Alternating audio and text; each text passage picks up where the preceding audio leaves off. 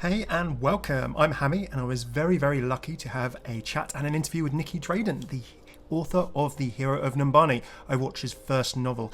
In this chat, we had a chat about all kinds of things, from how she became a writer, her process, how it was working with Blizzard and the Overwatch team, getting stuck into the world, previous things she's written, inspirations around the book, and a whole lot more. Now, this is obviously very long, so time codes are in the description below if you want to skip to various topics.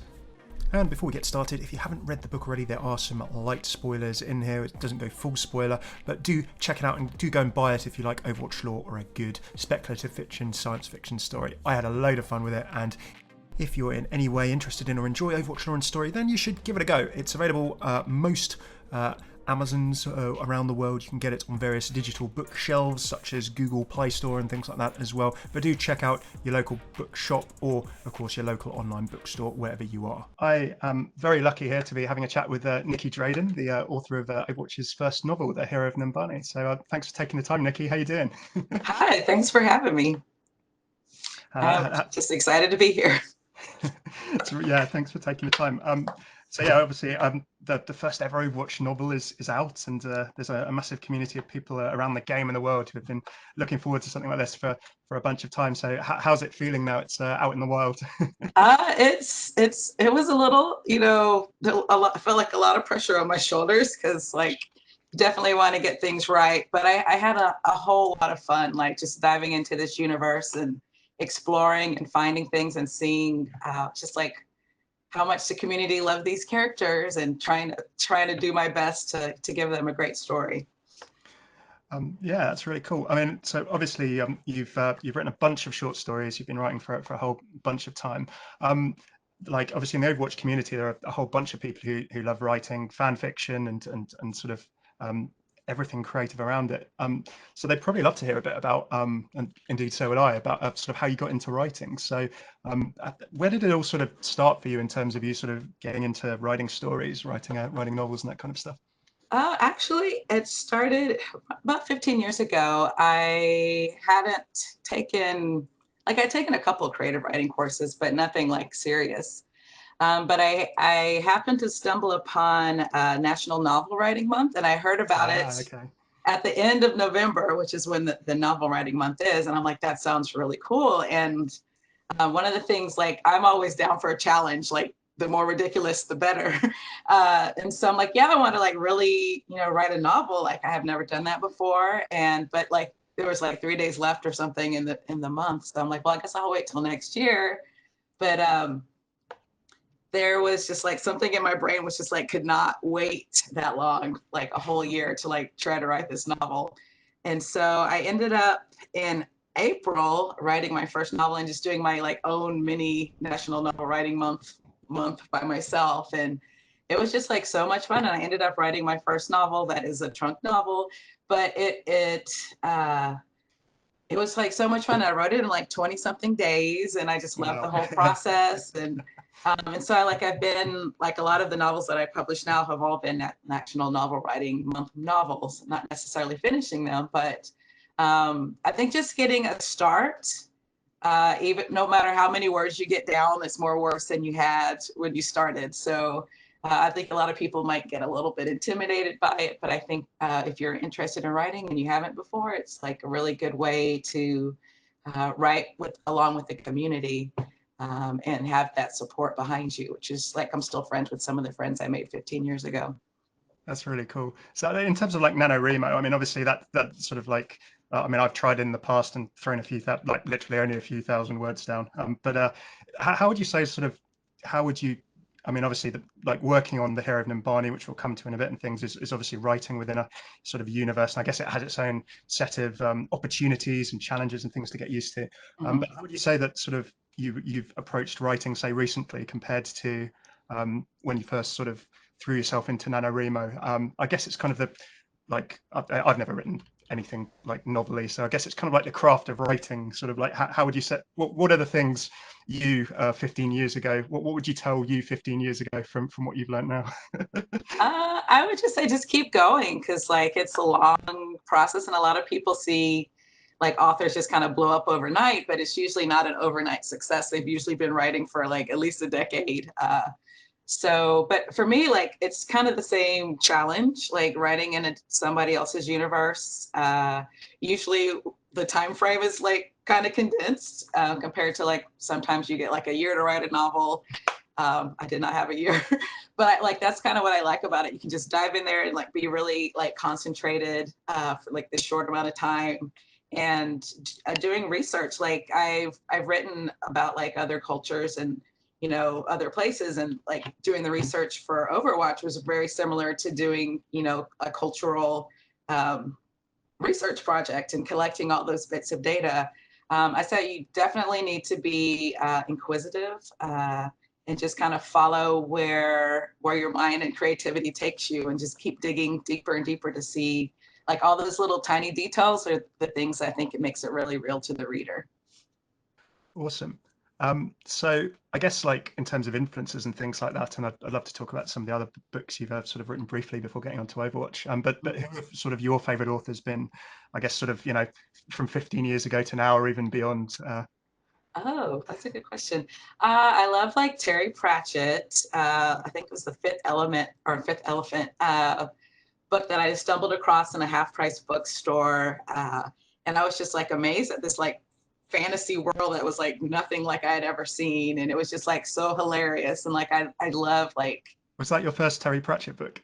That was my first Terry Pratchett book. It was also my first Terry Pratchett book. Really? Yeah, my mum had a habit of buying us books every Christmas and birthday, and she'd write names and sort of dates in them, and she bought it for me when I was a kid, and I thought I don't want this book that my mum's bought me, and then sort of 5 years later I picked it up and started reading it, and it's it's like fat being the most valuable currency that's mined out the ground, and yeah, I actually mine's an advanced reader copy, so I feel like it's like extra special. oh, very nice. So, yeah. It's there's a quote from Sam Vimes, and it's the Dwarven King at the end, which is the axe of my grandfather, and how that the handle changes, and I've always loved that quote when he talks about sort of something changing. It's how I feel about the Overwatch universe actually, which is the story being handed on. But I digress. Sorry. So who else has got Terry Pratchett? Let's see. I think like Stephen King like was a really early influence for me. Like I started reading him in like 6th grade, and like I probably shouldn't have been, because it was like very like adult. I read like the first book I read of it was like I think the only kids book he's written, which was I Have a Dragon or something like that, and I was just like, wow, like that was the first time I really felt like words like just jump off the page and like pull me in, and just like the sensory details. There's this one scene where this dog was like tracking down this kid or something, and like I just remember being like in the dog's point of view, and just being this really visceral experience, and like how a dog would see the world, and it just like it blew my mind. And so then I read like the other books that were not like child oriented, and I probably should, but like my parents were always like, read whatever. So yeah, that. I think now like I've gotten into like Octavia Butler, like Parable of the Stower, which is like very relevant to now, and definitely I read it probably maybe like 3 or 4 years ago, maybe 5 years ago, but I remember like taking notes. I'm like, this is how you like survive in like an apocalyptic world, and just like being more aware of your surroundings. Like in my neighborhood, there's like wild onions growing in the park. I'm like, if I ever need wild onions, like I know where to go, and you can turn like acorns into like flour, and like there's all these little things in the book that I was just like, well, I might need to know this at some point. So but just like the fullness of her worlds, and like the moral dilemmas she sticks her characters in, which are they just make you think. Like I think Dawn, where the character, it's like post-apocalyptic, and everyone's pretty much dead on Earth, and these aliens come down and like get their few remnants of people who are still alive, and they choose one human to kind of decide, of the people who they've revived and kind of in stasis, who of these people are worthy of like starting the new humanity. Wow. And I was just thinking like how like having that on your shoulders, and like choosing people to like restart humanity, like how would you even go about doing that? Because that just sounds like horrible. But I love that the character was in that situation. But yeah, like there's so many good books out now, and I think publishing has gotten a lot more diverse, and we're getting to see a lot more perspectives, which is just really amazing. And there's just like such a vast wealth of story coming out, and it's just like so exciting. I must admit, I mean, I'd never heard of Octavia Butler before hearing that you were writing The Hero of Numbani, and then I'll admit that I'd never heard the term Afrofuturism either. So I'm the least qualified person in the world to try and explain over that. But how would you sort of, I mean, obviously within the world of speculative fiction or alongside it and sci-fi or however people would like to call it, how would you sort of describe Afrofuturism and how it's sort of maybe come from Butler's work, or how would people sort of contextualize it if they'd never heard of it before? I think it means a lot of different things to different people, and for me, it's kind of a way to connect as someone, you know, is a descendant of slavery who has had a lot of that the history erased and hidden from us. It's kind of a way to repair and kind of project into the future these stories that are kind of healing and I guess like writing a new narrative and using kind of influences and cobbling together kind of a futuristic history, I guess, a futurism, which I really enjoy doing and getting to, because you do get to dig into history, and a lot of it is there. It's just been kind of hidden. A lot of it has been erased, but yeah, it's really, really interesting to kind of explore those things and have that freedom to like welcome people into that world and your own creative imaginary space. Oh, that's really cool. Yeah, I totally get the point about history. I studied history for a bit at university, and I always found it fascinating. Like in the British education system, between the ages of probably about 12 and 16, or 12 and 18, we're taught a lot about World War One and World War Two. We get quite a bit of Crusades and sort of medieval history. You get a little bit about Britain and Empire, but not so much compared to like everything else that's a lot more modern. So yeah, it's yeah, there's a lot of learning to be done, and said, whether it's erasure or sort of convenient forgetting, but yeah, it'll be interesting to see how history teaching and things sort of change, things like that. So I guess before we jump into sort of the world of Overwatch and the Hero of Numbani, you have you said that you enjoy sort of exploring like the future space and sort of the technological space. I've read a bit of Prey of Gods, which I really enjoyed so far. I must admit, I still need to finish it. I'm like that with a lot of books and indeed a lot of projects. If I had attention span, it would be brilliant. But could you maybe sort of talk a bit about Prey of Gods and sort of maybe how that's, because I was sort of jumping into this world and I was thinking, right, if like Hero of Numbani is going to be like based off the world, the sort of the imagination that you have for this, and it's going to be awesome. But yeah, could you sort of talk a little bit about the Prey of Gods and how sort of, I guess, how that book came together? Because it's a story of a bunch of different people in a futuristic sort of South Africa, finding out that they have these powers, like I like Neil Gaiman, and there was a real American Gods vibe, like having watched that series again recently and things. So I guess like, could you just talk sort of a little bit about that story, and then how you brought that together and how that sort of came to be? Yeah, sure. So that was my debut novel, Prey of Gods, and like you said, set in a futuristic South Africa. It was a National Novel Writing Month novel, and so I am totally like, usually don't outline in the past. I haven't. Now I kind of gotten into it, but I kind of went into that novel just probably like October 31st. I'm like, what am I going to write about?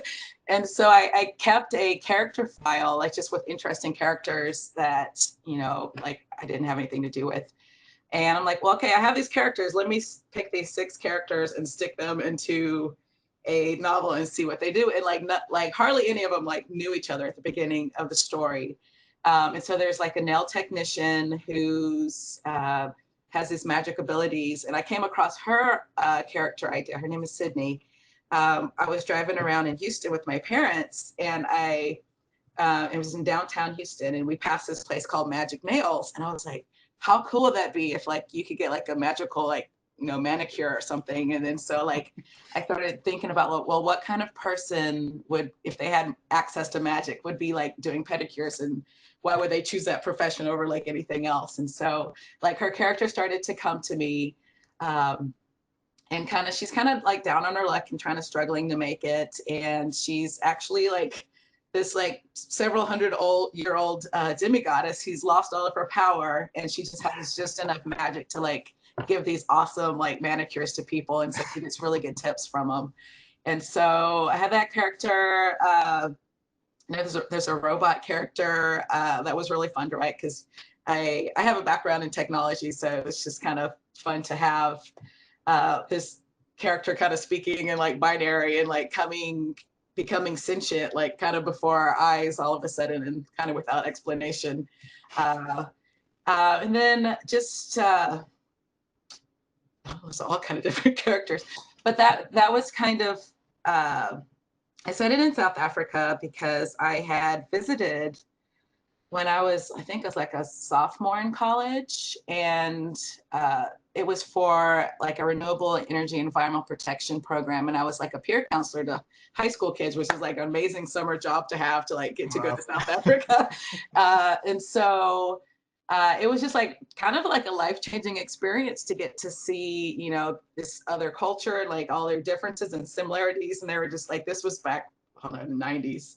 But they were like so into like Biggie Smalls at the time, and like they watched like Dallas, that show Dallas, and they were just like so into that. And it was funny because like they were kind of like 10 years behind in like what was like kind of popular, and so just talking to them and dancing with them and singing with them and like having like an exchange of like cultures between us was really fun, because the kids that they met were in high school too.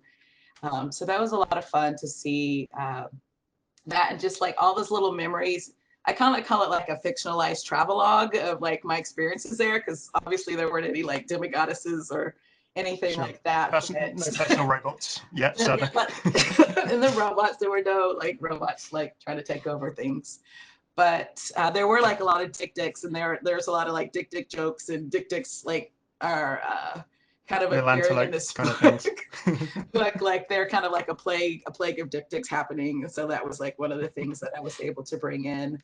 And we did visit a lot of the different townships and got to see how that life was like, and just kind of like the community that they built there under not the best circumstances, but we kind of dealing with being displaced and being resources stolen and that sort of thing. So kind of dealing with some of those kind of things.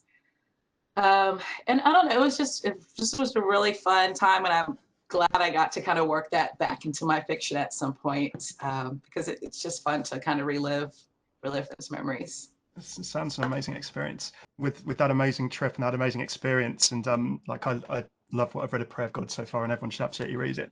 I guess coming on to like the Hero of Numbani and robots and futuristic, optimistic vision of future Earth and future Africa. I guess Overwatch fans would love to know just how did it come about? I mean, did you give Blizzard a shout? Did Blizzard give you a shout? I mean, how does sort of the whole process of writing in the Overwatch universe start for you?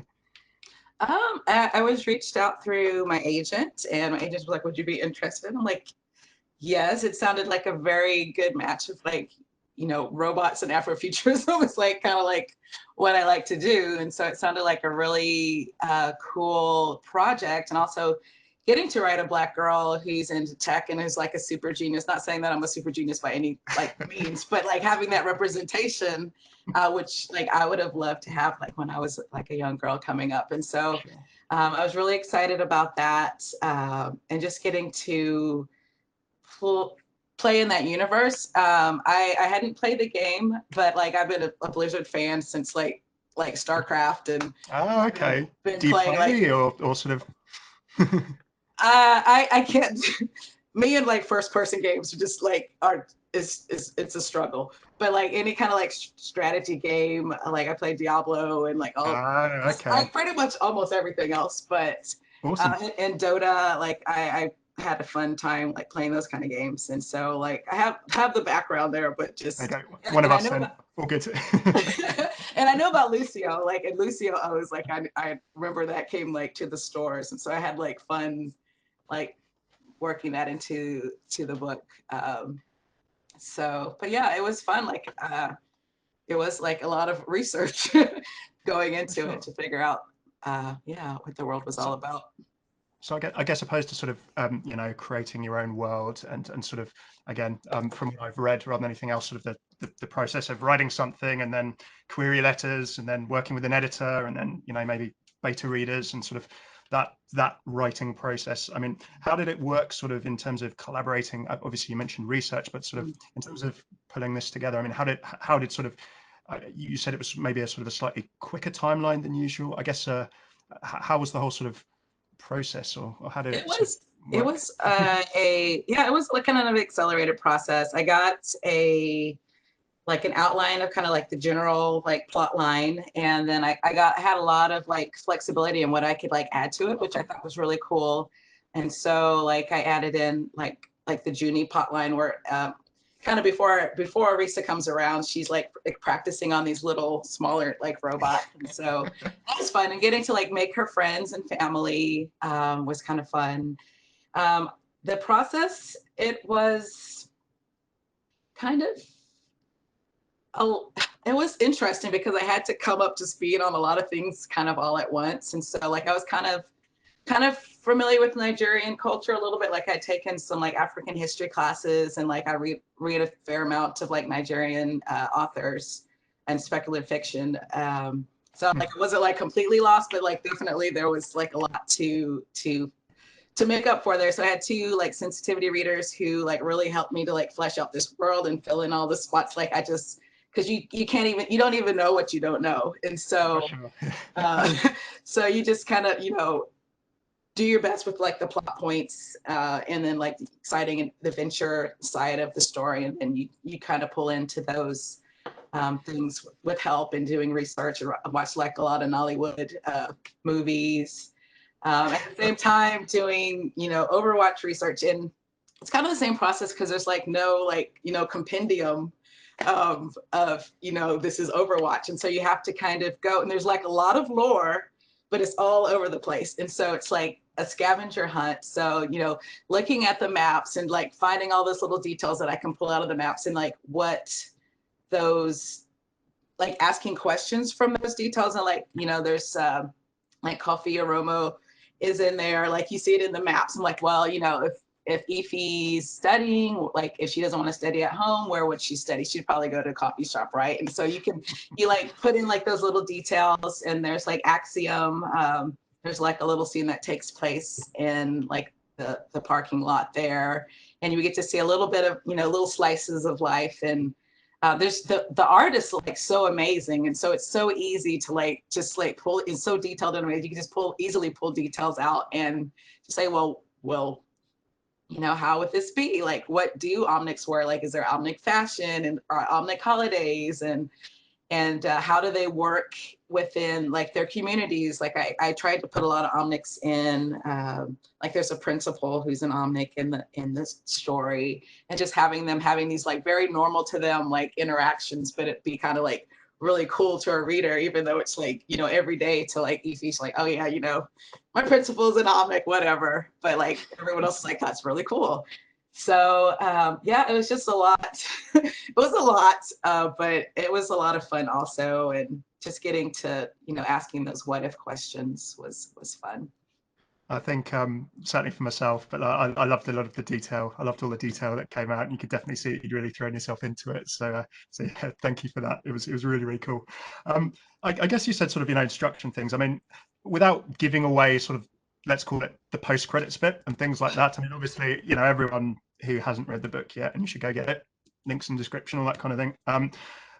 Would be aware of sort of Ife's bio and sort of the situation in Numbani and Doomfist and the gauntlet and the airport and the storytelling that had been done in game before.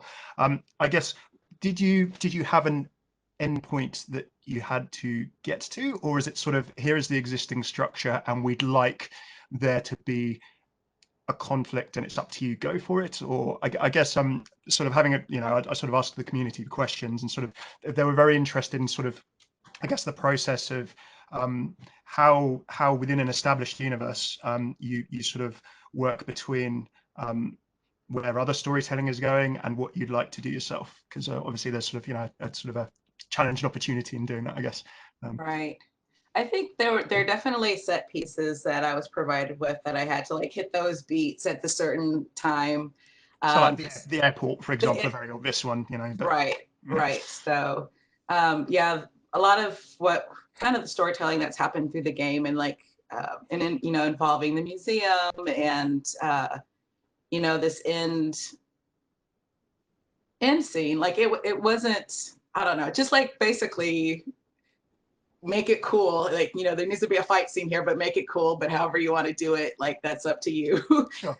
So that was kind of the guidance. So it was just a very I'm gonna say just like not scripted, so I had a lot of, I could do a lot of things with it, but it was just kind of like follow this general, like hit these beats basically, which was really cool. And just being able to work in like the different relationships, like with Ify and her mother, and develop those sorts of things to make it feel real, and also to show kind of a history, because like Ify's coming to this world, she's like 11 and a half or however old, and so she's not seen a lot of the history of her own city, but her parents have. And so like with the Omnic crisis and that sort of thing, and so like thinking about how that would have affected her parents, because obviously that was like a very terrifying time, and how it influences like their interactions with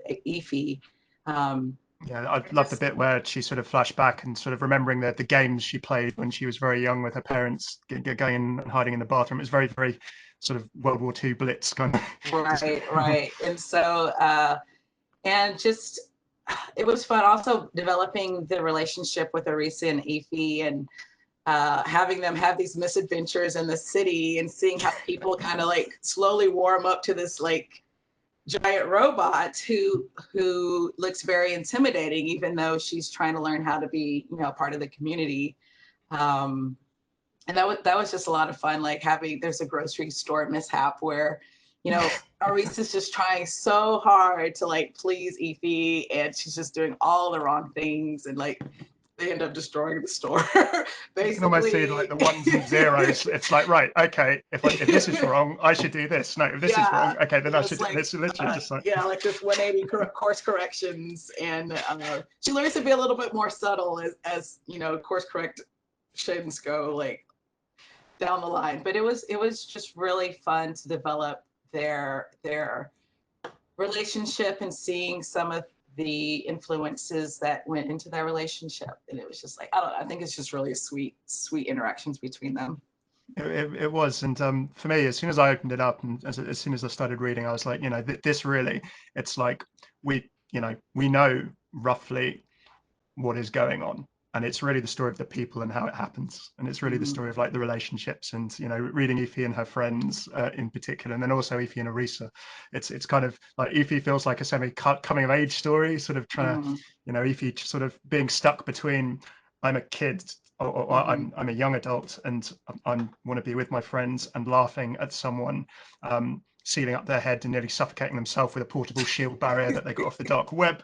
But then I'm in high school and I don't feel that I'm quite part of that world either. And then now I have to somehow become a mentor and moral guide and parent almost to someone who I want to, set in a higher moral societal bar for how, two groups of individuals who haven't had the easiest time living together do so. So yeah, it was I completely get that. Yeah, it's sort of reading it was really enjoying sort of how everything happened, and the moments between people.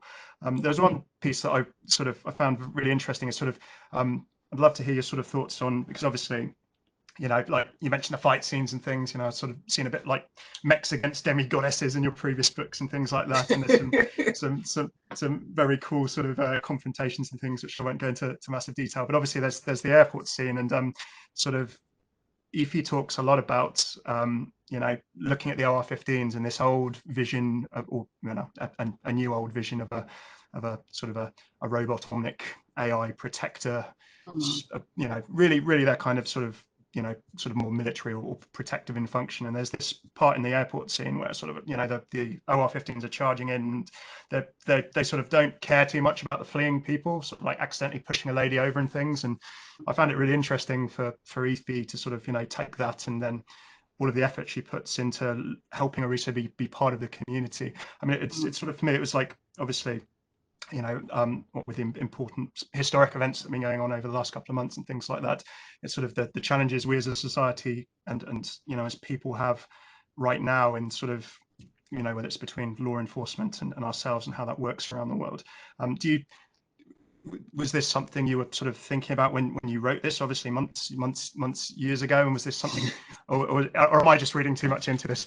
No. I mean, it's definitely something that, it's always in the back of my mind. I definitely think there is like kind of like this chasm between like what we want our protectors to look like, and we want them to be involved in our community. We want them to be just as likely to be reading books to kids as they are trying to protect us in like this more law enforcement kind of way.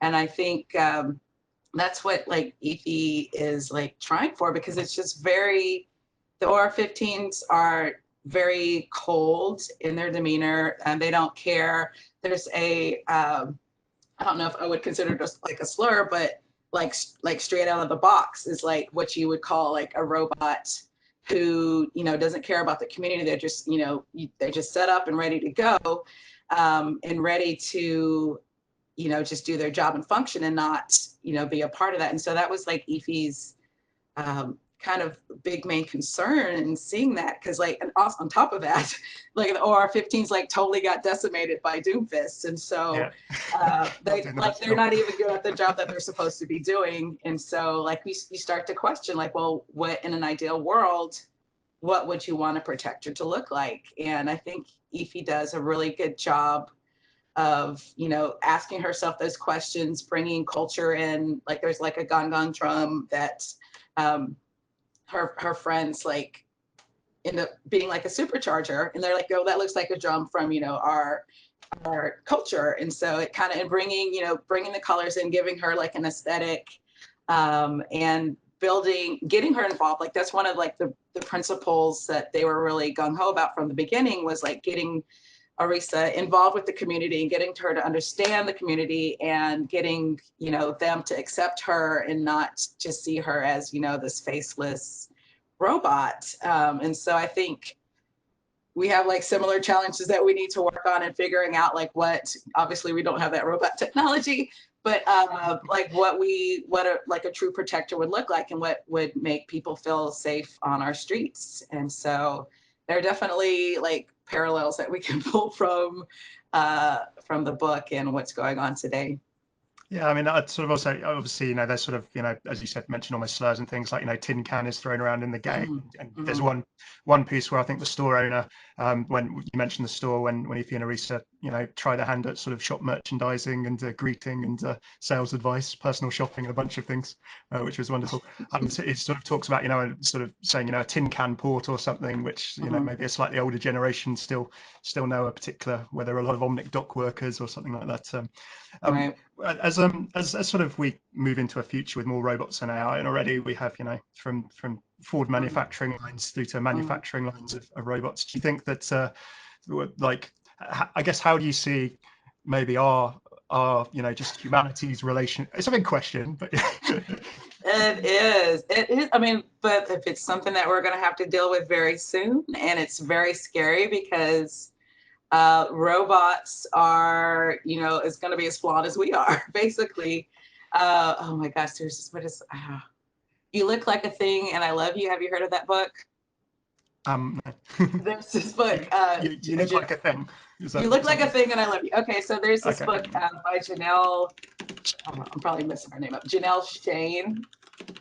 I forget her name, but she wrote this book, and she's like an expert in AI and how robots are going to be very soon like influencing what we do. And like her premise in the book was that it's not, the big problem isn't that robots are going to be too smart. It's just that they're not going to be smart enough. And there is this one scene from the book that I just thought was very terrifying, where they set up this like a virtual simulation of a robot who's trying to, there's a hallway and like these, fictional people are going down the hallway and the hallway splits into two.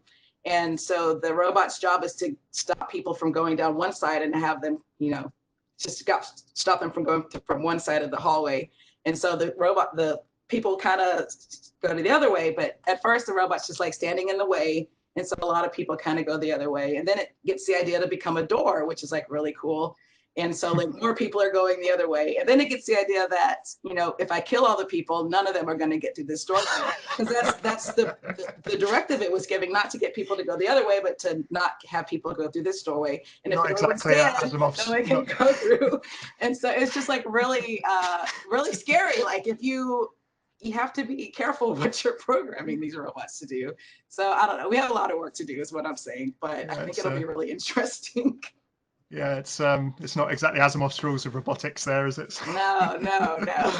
But yeah, I guess but then if you take that kind of thing out and you have things trying to become more intelligent, and if you go down a very logical pathway, then it's like no people, no problem. No people, no problem. Yes. Yeah, it's a little bit challenging in itself. Yeah, so I'm just like in terms of like, as I said, the characters and people and a lot of people I've spoken to and things really loved sort of jumping into. We talked about Efi.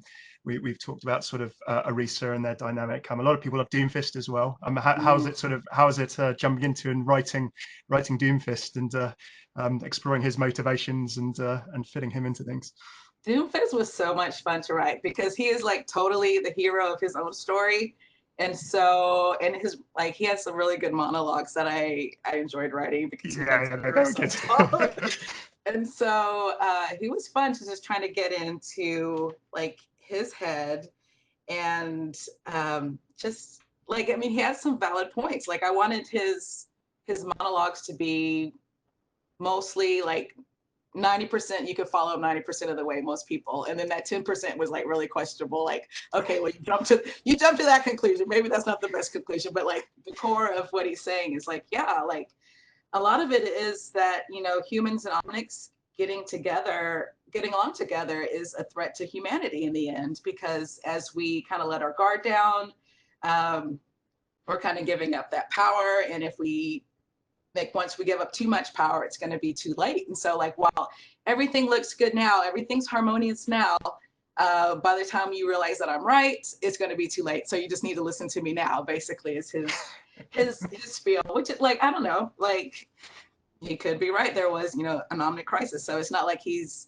totally unfounded in his, his point. And so like, he was a lot of fun, and I got to do some different skins for him, and that was a lot of fun to write his description, and just his mannerisms were just like so much fun.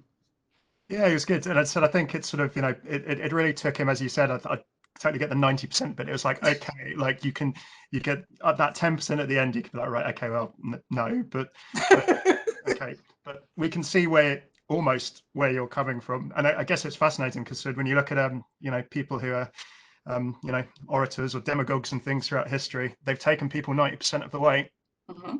So yeah, it's sort of I really enjoyed reading him from that perspective as well. It was sort of you can see sort of some of the speeches he was giving. I did like Efi sort of saying that he was probably going to monologue or having a little joke at one point. I was like sort of that was a definite Austin Powers sort of like, yeah, okay, while you're monologuing, we're going to make something. But no, that was good fun. So yeah, I mean, I guess obviously, like Overwatch fans, like myself, I'm sure love the book. But was it ever sort of tough for you, or was it not even a factor? Sort of, obviously, you'd love people who aren't familiar with Overwatch to jump in and just enjoy a great speculative fiction sci-fi story as well. So, like in writing, was there sort of a thought, or was it a sort of a thought on your mind, just that how do I keep this accessible without diving too far into the detail and the research I've done, or is it just sort of come kind of quite naturally? I think trying to find that balance, it was like you want to, I put like a lot of Easter eggs in there that I think don't distract from someone who wouldn't pick up on them. I'd just be like, you know, background or details. And so I try to keep it like really accessible for people, you know, going into a little bit of explanation. And it's always good to, even if you're familiar, to have like a little bit of a reminder, you know, oh, this happened. But I don't think it was too much of a factor. And coming like writing from a YA perspective, I think I explained things, make sure everything was like very, you know, not obvious, but like having it there and having people, you know, having to do a little bit of the work, but like a lot of it was there on the page as well. Just, you know, so everyone can enjoy the book. I want it to be something like anybody can pick up and say, yeah, that was fun. Yeah, it was Maybe cool. I should play the game. Yeah, absolutely. Like sort of like the voice lines dropping in and things like that. Was that something you felt was that something you wanted to stick in, or was it sort of something that sort of you talked about? Or because I think for people who aren't familiar with Overwatch, that's a real, like for me, when I read them, I was like, well, I'm an Overwatch fan, so therefore I get these. But I think for someone who hasn't been you know, a part of Overwatch, if they do play the game, I thought, right, well, I can see that as being a real grounding point for someone. They're like, oh, okay, this is, you know. So I sort of read them from that perspective. Was it something that sort of you wanted to put in, or sort of collaborated on, or? That was part, I think it was kind of both collaboration and also just like in my research, like, because I mean, the voice lines, because what you hear the characters, and of course you kind of want to hear them in the book as well. And like, they don't always come from like the characters they come from in the book. And because like Shine Your Eyes is like Nigerian saying. And so Yeah, like, of course, yeah. Ife's mom says it, but like, and she says it. So you assume Ife would say it, and then you assume Ife would probably say it, and then Orisa would pick it up. And so it's kind of like, that kind of a trailing effect. Where those lines come from? Yeah, but those are fun, and there's so many of them, and like I would just like listen. Like there's like 20 minutes or something for each character, and just like trying to find one that like fits into like the dialogue scene that I need it for. So that was definitely a part of my research too. Cool. Was there any bit of writing the book that you sort of most enjoyed, or anything that you found sort of maybe most difficult? I liked doing the hologram bits in between. It's Ify, in between each chapter, Ify does like this personal vlog that just kind of what's going on in her mind. And the book is written in third person, so it's really cool to like do like a first person narrative in a different kind of media for her, and like have some pictures and like having that effect, and also seeing like her community, like, you know, commenting on her posts and stuff. So that was a lot of fun, and also telling like a mini story within that. And so I liked like having a little bit of multimedia in there. So it was fun. I liked that a lot. Yeah, I like to, so I won't give it away, but obviously between chapters, there's a sort of Evie's hologram feed with some of the escapades of her juvies that she's sold to people, which is particularly good. And then also the good old your dad or mum posting on your social media profile, which you know, I still get in my mid-30s, which is you know, so I think we've all been there. But yeah, that was hilarious. And I guess just sort of as a, you know, to sort of sum it up and things like that, would you fancy jumping into the Overwatch universe again in future? And if so, Yeah. like, is there any kind of stories or things that you've seen or characters that you'd really love to explore? Or yeah, I love writing Lucio. I'd love to see more. I'm like totally open, whoever's listening. I like Junkertown. Like there was just nice. like, seemed like there was like a lot of story like there that would be really fun to explore. And just how, you know, all that came about and how people are dealing with things. But yeah, there's just like, there's so many stories out there to be told, and, you know, everybody has their own perspective and dealing with their own things and complexities. So, yeah. Awesome. Well, I've taken a whole bunch of your time, a lot longer than we should have done. So thank you so much for taking the time. Like, if people would like to check out you and your work and your other books and things, where would be the best place to go and have a look? You can check me out. I'm at nickydrayden.com, and I'm on Twitter way too much. I have an Instagram that's neglected, and yeah. Brilliant. I'll stick some links in the description below. Yeah, neglected social media profiles. That sounds very familiar as well. So, look, Nicky, it's been wonderful to talk to you. Thanks so much for taking your time. Yeah, thank you so much. It's fun. No, it's brilliant. And yeah, if you haven't already, do go and get Hero of Numbani. It is out now, and all of the links and things are in the description below. Okay. Thanks so much. Thanks so much for tuning in. Throw a like and subscribe if you enjoy this video. If you'd like to see me having more chats with people around the world of Overwatch or gaming lore or story or books even, or other fictional universes too. I really enjoyed this. I'd love to do more of it. Do check out my playlist here for everything to do with Overwatch lore, story, short stories, interactions, voice lines. I've been covering Overwatch lore since before Overwatch launched. Can't believe it's been 5 or so years now since Overwatch was even announced. So thanks to everyone who stuck with me during that time. Big thanks to my patrons on Patreon, without whom many of my videos just simply wouldn't exist. I'm revamping my Patreon a bit at the moment. It's paused for the moment, maybe kicking off again in August. If you'd like to see how you could support my channel from a mere $1, pound, coin to your Witcher, euro, or other currency of your choice a month, check out patreon.com/Hammeh. You get a few behind the scenes things, a few little previews of content before it comes out, and the ability to have a chat with me and go into more detail on a whole bunch of stuff as well. Cheers for tuning in. I've been Hammeh. Take it easy.